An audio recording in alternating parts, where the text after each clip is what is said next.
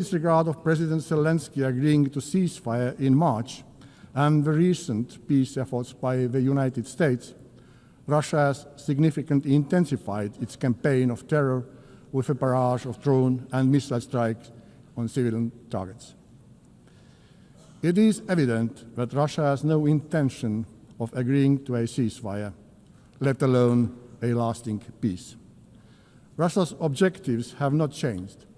They remain of the subjugation of all the Ukraine and the reshaping of Europe's security order to satisfy Russia's own neo-colonial and imperial ambitions. The increasing violations of neighboring countries' airspace by Russian drones and missiles are yet another escalation and a stark reminder of Russia's aggression threatens not only Ukraine, but the security of the entire region. Hereby, I have to regrettably tell you that just weekdays ago, the Russian fighter planes violated Estonian airspace, a hostile act that is part of a pattern of similar recent incidents happening on the European Union's eastern border. Therefore, the only viable way forward towards a ceasefire and just and lasting peace is to increase collective international pressure on Russia to force them to peace in Ukraine and to act in a way that is expected from the permanent member of the Security Council. Let me assure that my own country, Estonia, will continue to do everything possible to reinforce Ukraine's ability to defend itself in full conformity with Article 51 of the United Charter. Doing so, we are defending the sovereign equality of all member states, large and small, one of the core principles of which the United Nations was founded.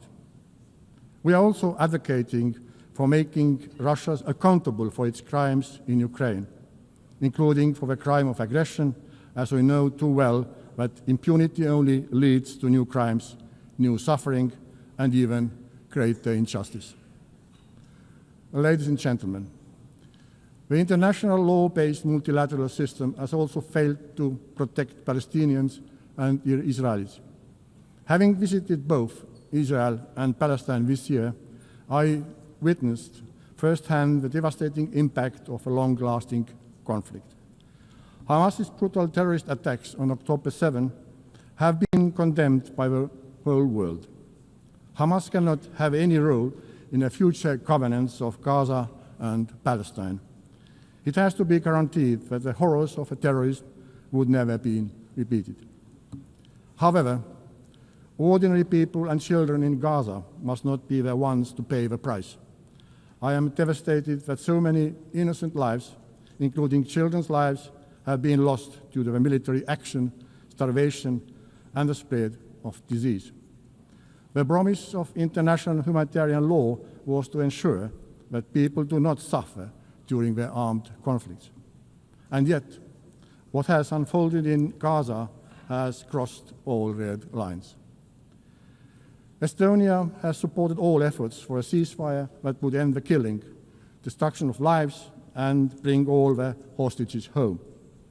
In order to alleviate the unbearable humanitarian situation, Israel must fully respect international humanitarian law and implement its commitments regarding access and delivery of humanitarian aid and security of all workers. In order to truly end the cycle of violence, we need a comprehensive political process with the end goal of 2 states, Israel and Palestine, living side by side in peace and security. In command of efforts of France and Saudi Arabia to step up international action to implement the 2-state solution. Dear friends, the United Nations must be capable of fulfilling its core functions. In order to face the multitude of current global challenges, all the pillars of the UN, peace and security, human rights and sustainable development have to be strengthened. Estonia, therefore, supports an ambitious system-wide reform of the United Nations. This is not only an issue of monetary efficiency and financial discipline, it's a structural problem and credibility question for the UN. For this reason, we are fully behind the Secretary General in endeavors in pushing the UN 80 reform vigorously forward.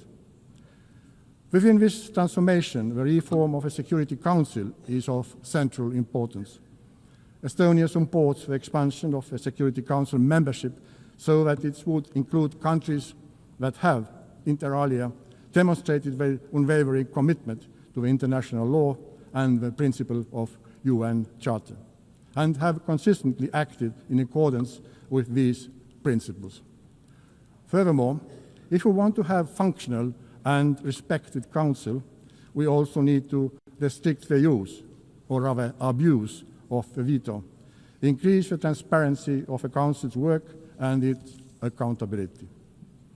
Last but not least, we also need to ensure transparency when it comes to the selection of the next Secretary General of the United Nations. After 80 years of men-only leadership, we are very supportive to the idea that based on a fair process seeking the most qualified candidate, it is high time for a woman to be chosen as a UN Secretary General. We need to put forward ambitious selection criteria, clear timeline, and assure greater role of a General Assembly in this process. Given the current credibility crisis of the UN,